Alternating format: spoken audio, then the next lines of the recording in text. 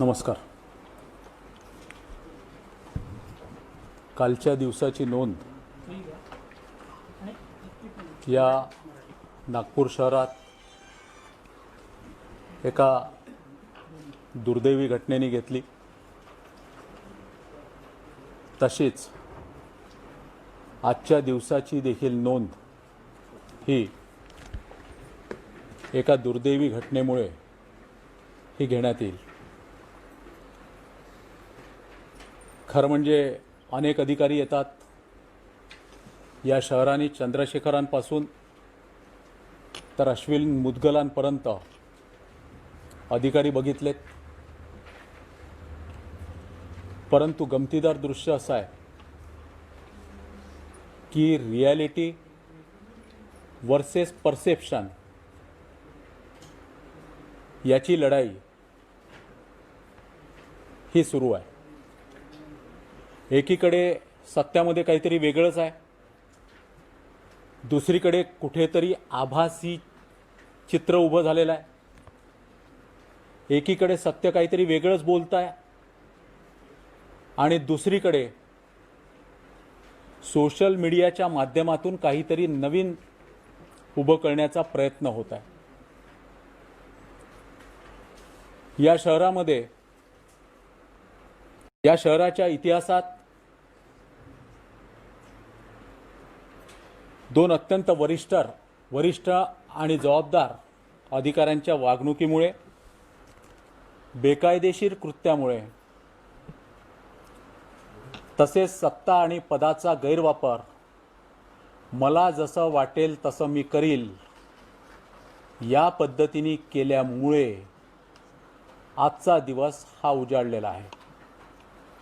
या शहरामध्ये smart and sustainable city development corporation लिमिटेडचे मुख्य लेखा वित्त अधिकारी श्रीमती मोना ठाकूर, त्याचप्रमाणे आयुक्त तुकाराम मुंडे यांनी ज्या पद्धतीने गैरवापर केला, ज्या पद्धतीने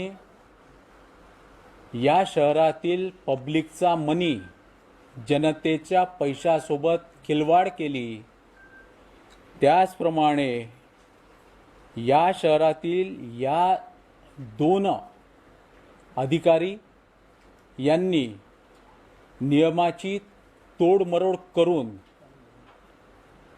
या शहरात जे प्रकार केलेले आहेत त्याबद्दल या स्मार्ट सिटीचे दोन डायरेक्टर म्हणून मी, त्याचप्रमाणे माझे सहकारी श्री संदीप जाधव या दोघांनीही आत्ता पोलीस प्रशासनाकडे तक्रार नोंदवलेली आहे. कलम क्रमांक 406, 409, 420, 463, 464, 465, 468, 471 आणि कंपनी ॲक्टच्या कलम 447 अन्वये फौजदारी कारवाई, क्रिमिनल ऑफेन्स हा दर्ज करण्याकरता आम्ही आज FIR लॉन्च केलेला आहे. मुळात मी मागे जाऊ इच्छितो की 2016 मध्ये केंद्र शासनाचा महत्त्वाकांक्षी प्रकल्प म्हणून ही कंपनी, ज्याला आता याच्यानंतर NSSCDCL आपण म्हणूया, ही कंपनी अस्तित्वात आली. कंपनी अस्तित्वात आल्यानंतर कंपनीचा एक बोर्ड असतो आणि या बोर्डच्या भरोशावरती कंपनीचं काम चालतं. कोणाही व्यक्तिगत माणसाच्या भरोशावरती कंपनीचंच काम चालत नाही. हा बोर्ड अपॉइंट होत असताना सरकारने काही नियम बनवले, काही रेग्युलेशन्स बनवले, गाईडलाईन्स बनवल्या आणि त्याप्रमाणे सरकारने बनवल्यानंतर यामध्ये पहिल्या बोर्ड ऑफ डायरेक्टरच्या मीटिंगमध्ये नावानिशी बोर्ड ऑफ डायरेक्टर ठरला. म्हणजे नावानिशी कसं काय, तर CEO म्हणजे सन्माननीय श्री रामनाथ सोनवणे CEO, त्यावेळचे महापौर प्रवीण दटके डायरेक्टर, त्यावेळचे पोलीस कमिशनर डायरेक्टर, त्यावेळचे कलेक्टर डायरेक्टर यांच्या नावाने बनला. आणि त्यानंतर जो जो निवृत्त होत गेला त्याचं इंडक्शन बोर्डाच्या मीटिंगमध्ये झाल्याशिवाय होत नाही. त्या बोर्डाची मीटिंग झाली पाहिजे आणि मीटिंग झाल्यानंतरच त्याचं इंडक्शन होतं. कितीही मोठा तिस्मारखा जरी असला तरी कायदा असा सांगतो की बोर्डामध्ये त्याचं इंडक्शन झालं नाही तर तो डायरेक्टर बनत नाही. संदीप जोशी सत्तापक्ष नेता होता. संदीप जोशी महापौर झाल्यानंतर मीटिंगमध्ये त्याचं इंडक्शन झालं आणि त्यानंतरच संदीप जोशी या बोर्डाचे डायरेक्टर झाले. हे आपल्याला ज्याला विचारायचं असेल त्या कुठल्याही कंपनी ॲक्ट माहीत असलेल्या तज्ज्ञाला आपण विचारा, तो हेच सांगणार. 31 डिसेंबरला बोर्डाची सर्वात शेवटली बैठक झाली. बोर्डाची शेवटली बैठक झाल्यानंतर 27 जानेवारीला किंवा 28 जानेवारीला आयुक्त तुकाराम मुंडे हे महानगरपालिकेत आले. आता आर्टिकल जे आहे आर्टिकल ऑफ असोसिएशनचं कलम 12 आणि 12.1 यातील 12.1 या नियमाप्रमाणे सरकारचे प्रतिनिधी हे दुसऱ्या पानावरती आहे. सगळे कंपनीचे नामनिर्देशित संचालक म्हणून नियुक्त होण्यास पात्र आहे. मात्र तुकाराम मुंडे 27 तारखेनंतर आल्यानंतर या बोर्डाची आज तारीख 22 पर्यंत एकही बोर्डाची मीटिंग झालेली नाही आहे. 31 डिसेंबरपासून तर आजपर्यंत जर एकही मीटिंगच झाली नाही आहे तर तुकाराम मुंडे हे बोर्डाचे डायरेक्टर कसे झाले? आणि बोर्डाचे डायरेक्टर जर झालेले नाही आहेत तर तुकाराम मुंडे हे CEO कसे झाले हे त्यांनाच माहीत आहे. त्यांना ज्यावेळी विचारलं त्यावेळी त्यांनी असं सांगितलं की मला मौखिक आदेश आहे. मी नागपूरच्या सर्व कायदेपंडितांशी मागच्या 2 दिवसात चर्चा केली. समाधान झालं नाही म्हणून पुण्याच्या कायदेपंडितांशी चर्चा केली. कंपनी ॲक्टमधल्या त्यांना विचारलं. त्यांनी सांगितलं, त्यांच्या भाषेत सांगितलं की प्रचंड मोठ्या अधिकाऱ्यांनी जरी सांगितलं तोंडी तरीही ते बोर्ड ऑफ डायरेक्टर म्हणून येऊ शकत नाही. केवळ एवढंच नव्हे तर लिखित स्वरूपात सुद्धा जो अधिकारी सांगेल की मी तुकाराम मुंडे यांना लिखित स्वरूपात या बोर्डाचा डायरेक्टर म्हणून सांगितलं होतं त्याच्यावरती सुद्धा गुन्हा दाखल होईल. कोणीही लिखित स्वरूपात सुद्धा सांगू शकत नाही. आणि त्यानंतर गंमत झाली. या बोर्डाच्या पहिल्या मीटिंगमध्ये श्रवण हर्डीकर आयुक्त आणि रामनाथ सोनवणे CEO यांच्या नावाने बँक ऑफ महाराष्ट्रामध्ये अकाउंट उघडलं गेलं. मी पुन्हा सांगतो, आयुक्त आणि CEO नाही, श्रावण हर्डीकर आयुक्त आणि रामनाथ सोनवणे CEO. याचा सरळ सरळ अर्थ असा आहे की पुढच्या मीटिंगमध्ये जो येईल त्याचं इंडक्शन करून ठराव करून आणि ठराव केल्यानंतर पत्र जातं बँक ऑफ महाराष्ट्राला की आता श्रावण हर्डीकरांच्या जागेवरती अश्विन मुद्गल आले किंवा जो कोणी आला ते आता या कंपनीत डायरेक्टर झालेले आहे आणि फलाना दिनांकाच्या ठरावानुसार त्यांना आता डायरेक्टर म्हणून केलं आहे. त्यानंतरची गंमत, जर CEO त्यांना बनायचं असेल तर कंपनी ॲक्टच्या अनुसार रिम्युनरेशन आणि नॉमिनेशन एक कमिटी असते. या कमिटीमध्ये इंडिपेंडंट डायरेक्टर्स असतात. त्यांच्या समोर चर्चा होऊन त्यांच्यासोबत इंटरव्ह्यू झाल्याशिवाय CEO बनता येत नाही.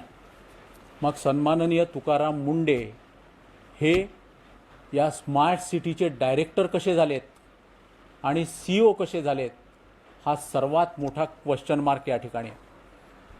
त्यांच्या CSनी म्हणजे त्यांच्या कंपनी सेक्रेटरीनी या ठिकाणी लिहून दिलेलं आहे, स्मार्ट सिटीच्या कंपनी सेक्रेटरीनी लिहून दिलेलं आहे की सन्माननीय तुकाराम मुंडे हे या कंपनीचे डायरेक्टर नाहीत.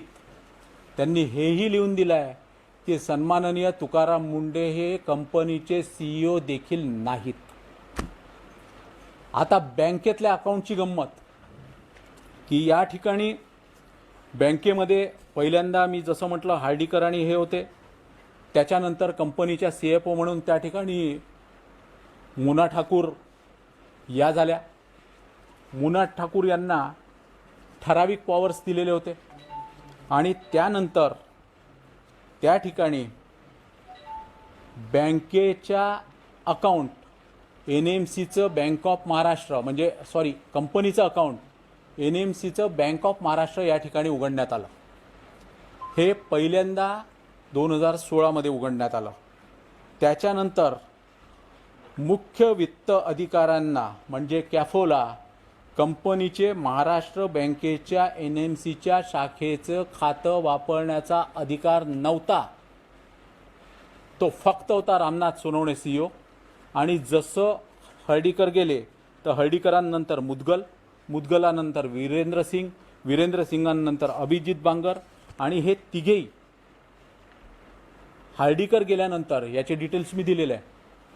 हे हार्डीकर गेल्यानंतर या ठिकाणी त्यांना नामनिर्देशित करण्यात आलं होतं। आता 3 जुलै 2018 रोजी मुना ठाकूर आणि सोनवणेंनी एक पत्र पाठवलं बँक ऑफ महाराष्ट्राला की संचालक मंडळाच्या ठरावानुसार मनपा आयुक्त, मुख्य कार्यकारी अधिकारी आणि CFO या तिघांपैकी दोघांच्या स्वाक्षऱ्या बँकेचे खाते चालवण्यास अधिकृत आहे। ही कंपनी आणि बँक ऑफ महाराष्ट्र यांच्यासोबत फसवणूक आहे, कारण बँक ऑफ महाराष्ट्राच्या या खात्याबद्दलचा ठराव बोर्ड ऑफ रिझोल्युशन 2016च्या पहिल्या बोर्ड मीटिंगनंतर झालेलाच नाही। म्हणजे बोर्ड ऑफ रिझोल्युशन झालेलं नसताना एक पत्र पाठवून दिलं कॅफोनी आणि त्या पत्राच्या भरोशावरती या तिघांच्या सह्या कराव्या असं सांगण्यात आलं। त्यानंतर आयुक्त आलेत। आयुक्त आल्यानंतर 11 फरवरीला रामनाथ सोनवणे यांनी राजीनामा दिला आणि राजीनामा दिल्यानंतर तुकाराम मुंडे यांनी संपूर्ण कंपनीचा ताबा आपल्या हातात घेतला। बळजबरीने, गैरवापराने, पदाचा गैरवापर करून, जोर जबरदस्तीने, नियमबाह्य आणि सांगताना त्यांनी असं सांगितलं की मी हा आदेश कंपनीचे चेअरमन श्री परदेशी यांच्याकडून घेतला।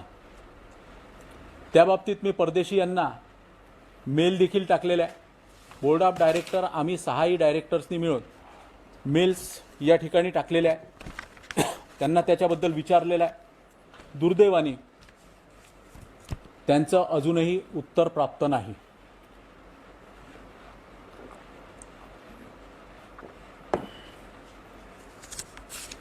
या ठिकाणी ही कायदेशीर स्थिती संपूर्णपणे मुना ठाकूर, तुकाराम मुंडे आणि अकाउंटंट अमृता देशकर या तिघांनाही माहीत होती। या तिघांनाही माहीत असताना त्यांनी बँक ऑफ महाराष्ट्राला SBIचा ठराव पाठवला। स्टेट बँकेसाठी जो ठराव झालेला होता तो ठराव डिजिटल अकाउंटसाठी तो ठराव त्यांनी बँक ऑफ महाराष्ट्राला पाठवला आणि बँक ऑफ महाराष्ट्राच्या अकाउंटवरती तुकाराम मुंडे यांची स्वाक्षरी 14 फरवरी रोजी अत्यंत चुकीने, नियमबाह्य, जाणून बुजून ही करण्यात आली। बँक ऑफ महाराष्ट्राला सुद्धा संपूर्णतः अंधारात ठेवलं गेलं। त्यामध्ये मुंडेंच्या बँकेतले डॉक्युमेंट्स देखील या ठिकाणी आमच्याजवळ आहे। KYC फॉर्म देखील आहे ज्याच्यामध्ये सहीशिवाय आणि फोटोशिवाय बाकी काहीच नाही। नाव नाही, पत्ता नाही, टेलिफोन नंबर नाही, कुठे राहतात नाही, पॅन कार्ड नाही, काही नाही। आणि फक्त अकाउंट ऑफिसरनी लिहिलं आहे। ठराव कसा बदलला? मी जो पहिला ठराव सांगितला की श्रावण हार्डीकर आणि रामनाथ सोनवणे, श्रावण हार्डीकर आयुक्त रामनाथ सोनवणे CEO, हा आमचा 16 तारखेचा पहिला ठराव आहे 2016चा. एकच काम केलं, श्रावण हर्डीकरांचं नाव उडवलं, रामनाथ सोनवणेचं नाव उडवून टाकलं आणि ठराव पाठवला की आयुक्त आणि CEO या दोघांच्या सह्या चालतात आणि त्याच्यामुळे आयुक्त म्हणून आलेले आहेत आणि आता ते CEO पण आहे. ते CEO देखील असल्यामुळे आता त्यांची सही CEO म्हणून घेण्यात यावी. कंप्लीट फोर्जरी, याच्याशिवाय याला दुसरा शब्द नाही. कारण बोर्ड ऑफ डायरेक्टरचा ठराव काय म्हणतो? नाव श्रावण हर्डीकर आयुक्त, रामनाथ सोनवणे CEO. मी आज बँकेच्या मॅनेजर्सचं देखील पत्र घेतलेत की असं होऊ शकेल का एखाद्या केसमध्ये. त्यांनी स्पष्ट सांगितलं, पहिला ठराव जर नावाचा असेल तर दुसरा देखील ठराव नावाचाच लागेल. आणि बोर्ड ऑफ डायरेक्टरची मिटिंगच झालेली नाही आहे, डायरेक्टर म्हणून इंडक्शन झालंच नाही आहे, CEO म्हणून झालेच नाही आहे, तर बँकेच्या अकाउंटमध्ये सह्या कशा? आणि त्याच्यावरतून गमतीदार, पहिल्यांदा अकाउंट ऑफिसर अमृता देशकर सांगतात की आमचा असा असा ठराव आहे, ज्याच्यामध्ये मी सांगितलं गडबडी केलेल्या आहे. नंतर आमच्या कॅफो त्याच्या खाली लिहितात की हे बरोबर आहे, असं असं ठरलेलं आहे आणि आता त्याच्यामुळे KYC हे तुकाराम मुंडेंचं करावं. आणि त्याच्यानंतर माननीय तुकाराम मुंडेंची स्वाक्षरी होते. याचा अर्थ या तिघांनी मिळून फोर्जरी केलेली आहे. जनतेची जी स्मार्ट सिटी आहे त्या जनतेच्या स्मार्ट सिटीचा खेळखंडोबा करण्याकरता नियमांची तोडमरोड करण्याची आवश्यकताच नव्हती. त्याच्या पुढची गंमत आहे की या ठिकाणी एक ज्याला फ्लेक्सी डिपॉझिट म्हणतात, ते फ्लेक्सी डिपॉझिट महानगरपालिकेच्या त्या स्मार्ट सिटीच्या अकाउंटमध्ये होतं 18 कोटी रुपयाचं. जर CEOच नाही तर हे फिक्स डिपॉझिट तोडण्यात आलं 18 कोटी रुपयाचं. आणि हे फिक्स डिपॉझिट तोडून जो व्यक्ती डायरेक्टर नाही, जो व्यक्ती CEO नाही, ज्यांनी स्वाक्षऱ्या जबरदस्ती चुकीचं हे देऊन केलेल्या आहेत, त्यांनी स्वतःच्या चेकनी 2 ठेकेदारांना 18 करोड रुपये दिलेले आहे. हा क्रिमिनल ऑफेन्स या तिन्ही व्यक्तींनी केलेला आहे की युनिफाब इन्फ्रा प्रायव्हेट प्रोजेक्ट्स लिमिटेड आणि शापूरजी पालनजी कंपनी यांना 18 कोटी रुपये दिलेले आहे. म्हणजे खाजगी कंत्राटदाराकडे ते डिपॉझिटची रक्कम जी शासनाची होती ती डिपॉझिट तोडून ठेकेदारांना देण्याकरता ते डिपॉझिट तोडलं आणि जो व्यक्ती CEO नाही त्यांनी त्या ठिकाणी स्वाक्षरी करून हे दिलेलं आहे. बोर्ड ऑफ डायरेक्टरने या नागपूर शहरातला कचऱ्याचा प्रश्न परमनंट सुटावा म्हणून बोर्ड ऑफ डायरेक्टरचे CEO त्यावेळेला रामनाथ सोनवणे आणि काही डायरेक्टर्सनी इंदोरला भेट दिली होती. आणि या शहरामध्ये भांडेवाडी, फक्त भांडेवाडी डम्पिंग स्टेशन झालं आहे, तर या शहरात 5 ठिकाणी ट्रान्सफर स्टेशन व्हावे जेणेकरून महानगरपालिकेचा पैसा कमी होईल. ज्या गाड्या कचरा उचलतात त्या जाण्याला जो वेळ लागतो तो वेळ वाचेल. भांडेवाडी एका ठिकाणचा पूर्ण कचरा हे होईल आणि विविध ठिकाणी इंदोरच्या धर्तीवरती स्मार्ट आणि सुंदर ट्रान्सफर स्टेशन बनतील, ज्याच्या भिंती 40-40 फूट आहे, बाहेरून पूर्ण लॉक आहे, अत्यंत सुंदर आहे. असे ट्रान्सफर स्टेशनचं बोर्ड ऑफ डायरेक्टरनी मंजूर केलेलं 42 कोटीचं टेंडर काढलं होतं. सन्माननीय मुंडेसाहेब आले, त्यांचा काय इंटरेस्ट होतो त्यांनाच माहीत. कोणाशीही चर्चा न करता बोर्ड ऑफ डायरेक्टर्स नागपुरातच आहेत सर्वजण, एक चेअरमन सोडले तर त्यांना साधं पत्र देखील न देता त्यांनी हे टेंडर रद्द केलं. केवळ टेंडर रद्द नाही केलं तर ट्रान्सफर स्टेशनचं टेंडर 42 कोटीचं रद्द करून 50 कोटीचं बायोमायनिंगचं टेंडर काढलं. हे 8 कोटी कुठून येणार होते त्याच्याही बद्दलची त्यांना माहिती नाही, परंतु त्यांना वाटलं, त्यांनी ठरवलं आणि त्यांनी 50 कोटीचं टेंडर या ठिकाणी बायोमायनिंगचं काढलं, ज्याच्या 2 प्रीबिडच्या बैठकी देखील झाल्या, प्रीबिडच्या मीटिंग्स झाल्या. नागपूर, महाराष्ट्र, देशातून सारे कंत्राटदार येणं सुरू आहे. आणि त्याबद्दल CEO सो कॉल्ड हे सांगतात की मी माझ्या याच्यावर केलं, चेअरमनशी बोलून केलं.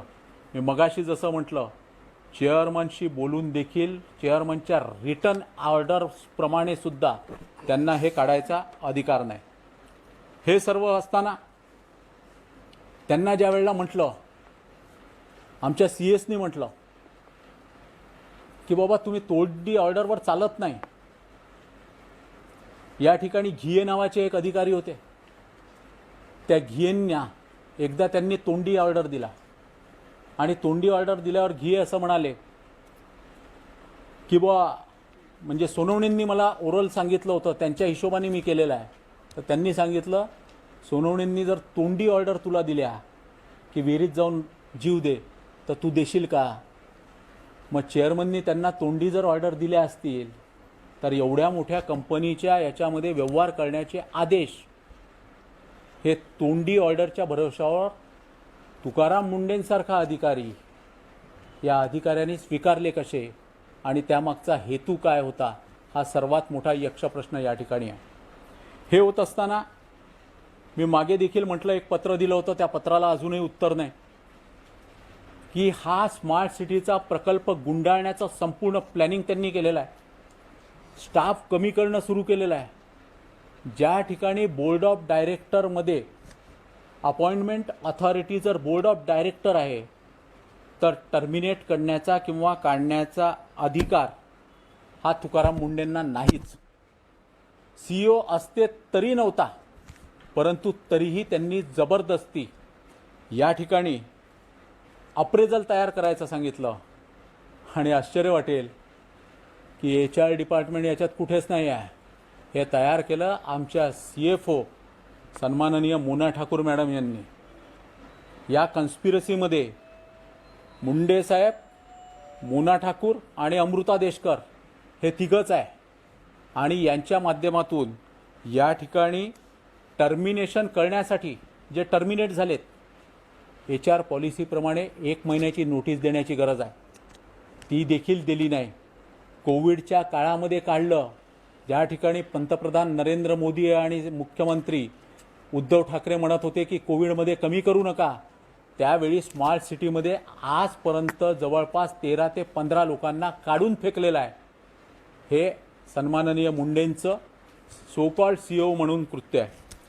त्याचप्रमाणे क्वारंटाईनचं सर्व कामं मी केले. मी घेतलेल्या डिसिजनमुळे आजपर्यंत कमी झाला. या शहरातल्या डॉक्टरांनी, पोलिसनी काहीच नाही केलं. परंतु या स्मार्ट सिटीच्या 7व्या माळ्यावर जर आपण बघितलं असेल, माझ्याजवळ फोटो आहे, सोशल डिस्टन्सिंगची पूर्ण ऐशी तैशी, 1-2 नव्हे, बाहेरच्या डिपार्टमेंटचे 40 लोक पुन्हा आणून बसवले तिथे आणि पूर्ण सोशल डिस्टन्सिंगची ऐशी तैशी. याशिवाय आपल्याला आश्चर्य वाटेल की जी महिला क्वारंटाईन होती, उजवणे नावाची, त्या क्वारंटाईन महिलेला जबरदस्ती बोलावण्यात आलं कामाला. ज्यांच्याकडे संपूर्ण जबाबदारी होती त्यांच्याकडे मी स्वतः रिटर्न कंप्लेंट केली की हे योग्य नाही. आपण क्वारंटाईन महिलेला कामाकरता बोलावता, परंतु त्याच्यावरती देखील काहीही कुठल्याही पद्धतीचे ॲक्शन या सो कॉल्ड CEO साहेबांनी घेतलेले नाही. मुख्यमंत्री निधीमध्ये पैसे द्यायचे होते, पंतप्रधान निधीमध्ये पैसे द्यायचे होते, आवश्यक होतं.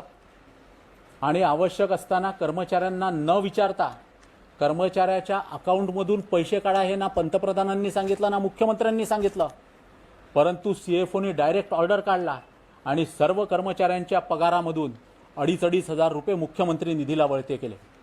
त्यामध्ये 3 कर्मचारी सावलकर, मेंढे, शिरपूरकर यांनी विचारलं देखील आहे की आमचा पगार का कापला मुख्यमंत्री निधीसाठी, सहायता निधीसाठी. त्यांनी कॅफोला क्वेश्चन देखील केले, त्याला उत्तर देखील नाही, कारण जबरदस्तीने कुठल्याही कर्मचाऱ्यांचं पेमेंट कापण्याचे आदेश हे या ठिकाणी नव्हते. या ठिकाणी एक शापूरजी आणि पलांजीला PFचे याचे GSTचे अकाउंट्स, GSTमधून बिल द्यायचं होतं, मोबिलायझेशन अकाउंट होतं आणि मोबिलायझेशनचा जो पैसा द्यायचा होता त्या पैशामध्ये आपल्याला आश्चर्य वाटेल की मोबिलायझेशन अकाउंटमध्ये इंटरनल ऑडिटरचे स्पष्ट रिमार्क्स आहेत की 65 कोटी देताना TDS न कापता GST पण दिला आणि उद्गम कर बाकी देखील दिला, असा एकूण 2,32,00,000 रुपये न कापता सन्माननीय कॅफो महोदयांनी दिलेला आहे। याचा अर्थ नियमाचं पालन करायचं नाही, गाईडलाईन्सचं पालन करायचं नाही आहे, पैशामध्ये अफरातफरी करायची, कुठेतरी इल्लिगलिटी आणि इर्रेग्युलरिटी करायची, हे देखील करण्यात आले। त्याचप्रमाणे या ठिकाणी PFच्या बाबतीत देखील एप्रिल 19च्या एका महिन्याचे 42,000 रुपये PF भरलाच नाही 2-2.5 वर्ष, आणि त्याच्यामुळे त्याची पेनल्टी जी आहे ते 42,708 रुपये एवढा देखील भरावी लागली। आणि अशाच प्रकारची 16 महिने भरल्यामुळे याची देखील दंड हा देखील या ठिकाणी भरावा लागत आहे। हे सर्व मांडलं तर जवळपास 6.5 लाख PFच्या दंडावरती, PF भरला नाही म्हणून पैसे नव्हते का, आमच्या अकाउंटचे 450 करोड रुपये बँक ऑफ महाराष्ट्रमध्ये FDमध्ये पडलेले आहे, परंतु कॅफोनी त्यामध्ये PF भरला नाही 16 महिन्याचा। याशिवाय एक गर्भवती महिला होती, त्या गर्भवती महिलेला स्पष्टपणे मेडिकल लीव्हचे जे काय बेनिफिट होते, मॅटर्निटी लीव्हचे, ते कुठलेही बेनिफिट स्पष्ट शब्दाने त्यांनी सांगितलं, मुंडे साहेबांनी, की द्यायचं नाही। हा देखील महिलांवरचा अन्याय आहे आणि त्याच्यावरती देखील गुन्हा निश्चितपणे नोंद होऊ शकतो। आणि त्यामुळे हे जे सर्व गोष्टी आहे या कुठेतरी आल्यानंतर संचालक मंडळाने गेलो होतो आम्ही 5-6 जण, आणि आज याच्याबद्दलचा गुन्हा नोंदवणं हे अत्यंत आवश्यक होता। हे सर्व धक्कादायक प्रकार आहे। सन्माननीय तुकाराम मुंडेंसारख्या अधिकाऱ्याकडून या पद्धतीची वर्तणूक अपेक्षित नाही, आणि त्याच्यामुळे आज आम्ही या ठिकाणी इंडियन पिनल कोड ॲक्टप्रमाणे, त्याचप्रमाणे कंपनी ॲक्टच्या कलमांप्रमाणे पोलीस प्रशासनाकडे आयुक्त तुकाराम मुंडे, स्मार्ट सिटीच्या कॅफो ज्यांच्याकडे अतिरिक्त कार्यभार आहे श्रीमती मोना ठाकूर, त्याचप्रमाणे अकाउंट्स ऑफिसर अमृता देशकर यांच्यावरती गुन्हे दाखल करायची मागणी पोलीस प्रशासनाकडे गेलेली आहे। आणि आम्हाला आनंद आहे की त्या ठिकाणी DCP साहू, विनीता साहू या उपस्थित होत्या, आणि त्यांनी सांगितलं की हा संपूर्ण गुन्हा जो आहे हा EOWकडे आम्ही वर्ग करतो आहे। EOWच्या माध्यमातून हे सर्व आर्थिक गडबडी, केलेल्या गडबडी ज्या आहे त्या गडबडींवरती कारवाई ही केल्या जावी। या शहराचा जो विश्वासघात केला गेलेला आहे, या शहराचा पैसा, पब्लिक मनी हा ज्या पद्धतीने खाजगी कंत्राटदारांना देण्यात आलेला आहे त्याबद्दल आमचे आक्षेप होते। ते आक्षेप आम्ही पोलीस प्रशासनाकडे आज दिलेले आहे।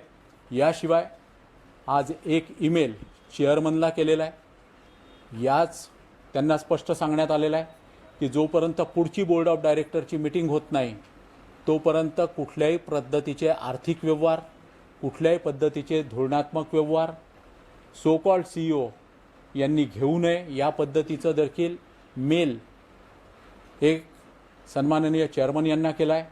या तक्रारी आम्ही माननीय पंतप्रधान कार्यालय, माननीय मुख्यमंत्री कार्यालय, माननीय चीफ सेक्रेटरी कार्यालय, त्याचप्रमाणे माननीय पालकमंत्री या सर्वांना, याचे स्मार्ट सिटीचे मिशन डायरेक्टर जे आहे त्यांना, स्मार्ट सिटीचे मंत्री श्री हरदीप पुरी यांना देखील आता मेल करणं सुरू करीत आहोत, आणि त्यांना देखील आम्ही या संपूर्ण तक्रारी पाठवित आहोत। धन्यवाद।